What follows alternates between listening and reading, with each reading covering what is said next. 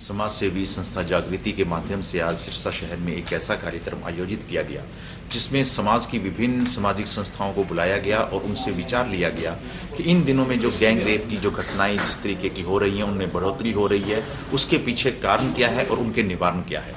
बहुत लंबी लंबी बातें सब लोगों ने बोली, सब लोगों ने अपने विचार दिए। अगर हम उसको समअप करना चाहें तो बिल्कुल आसान शब्दों में कह सकते हैं कि तमाम लोगों ने, तमाम संस्थाओं के नुमाइंदों ने एक ही बात बोली कि कानून को ना केवल सख्त होना है बल्कि एक लिमिटेड समय के अंदर इस प्रकार के केसेस को उनको पूरा करना चाहिए।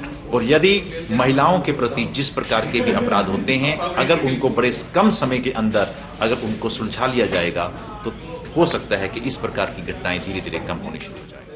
ये बात जरूरी है।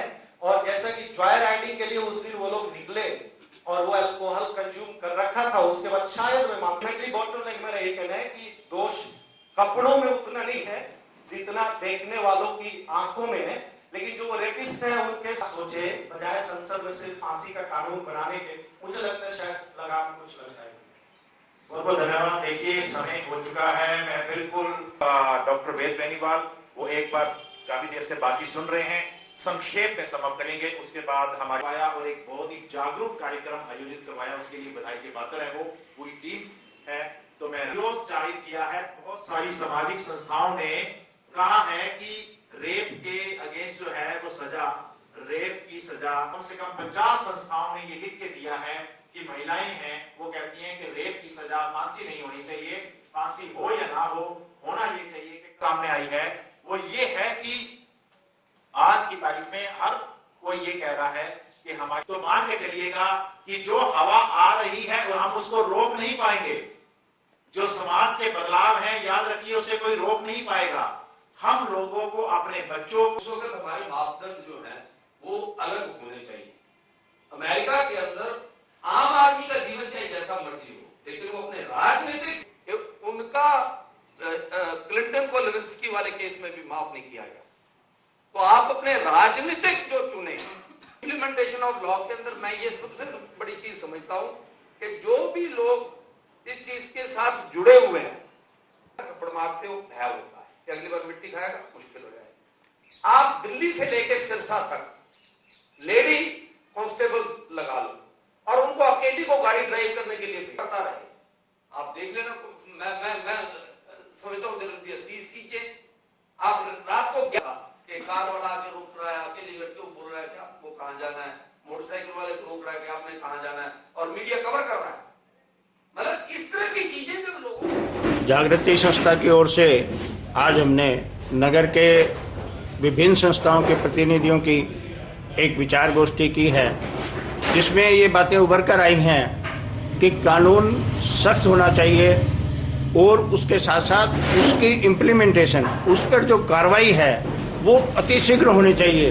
वर्षों तक लटका हुआ जो फैसला है उससे डिलेड जस्टिस नो जस्टिस वाली बात होती है, यानी देर से हुआ न्याय ना के बराबर होता है। इसलिए सबका विचार था कि कानून में सख्ती के साथ साथ उसकी समय सीमा तय हो, उसके अंदर वो फैसला होना चाहिए।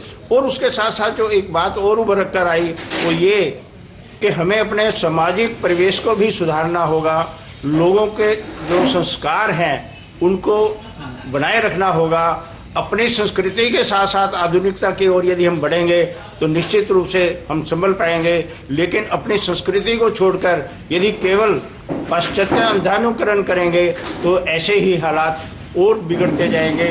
इसलिए आवश्यक है कि माँ बाप अपने कर्तव्य को समझें, समाज अपने दायित्व को समझे, सामाजिक संस्थाओं के लोग अपने दायित्व को समझकर ऐसा वातावरण पैदा करे जिससे हमारा सौहार्दपूर्ण वातावरण बने, हमारी युवा पीढ़ी भटकने से बचे। और उसके साथ साथ शिक्षा के साथ साथ उत्तम शिक्षा होनी चाहिए और रोजगार पूर्ण होनी चाहिए। जब रोजगार पूरक शिक्षा होगी तो निश्चित रूप से ये जो शैतानी दिमाग बनता है खाली रहकर, वह नहीं बनेगा। इससे हमारा समाज सुधरेगा, देश सुधरेगा, हम सुधरेंगे, जग सुधरेगा। इस बात को हमें मानना होगा, इस बात को हमें मानना होगा।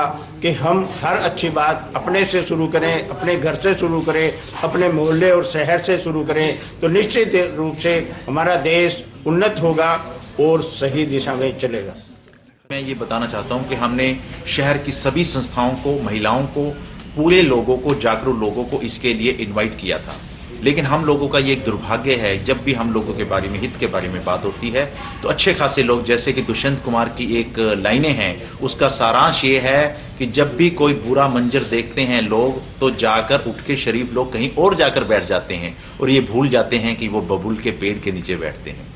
तो अगर हम लोग इतने जागरूक नहीं होंगे, जिस प्रकार से आप लोगों ने बताया कि महिलाओं की संख्या आमतौर पर इस तरीके के कार्यक्रमों में कम होती है, तो महिलाएं खुद जब तक जागरूक नहीं होंगी तब तक इन समस्याओं का समाधान नहीं होगा।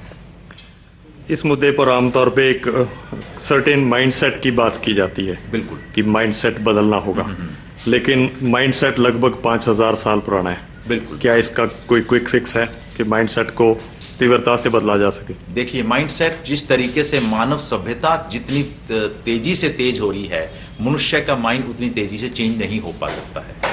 मनुष्य के अंदर स्ट्रेस के कारण भी यही है, और सबसे प्रमुख कारण यह है कि जिसको आप माइंडसेट बोल रहे हैं, जो हमारी सोच है, वो बेसिकली इतनी पुरानी हो चुकी, जैसे आपने 5000 वर्षों की बात कही है, इसका जेनेटिकल मेकअप है, इसकी पूरी इम्प्रिंटेशन है। तो कहने का अभिप्राय यह है कि हम इसे बहुत जल्दी बदल नहीं सकते हैं, लेकिन हम लोग कुछ इस तरीके के कानून, जैसे कि एक बहुत महान दार्शनिक हुए हैं बेरकली, उन्होंने कहा है कि मनुष्य केवल 2 ही चीजों से काम करना के तैयार होता है। नंबर 1 उसका अपना कोई लालच हो, और नंबर 2 उसको किसी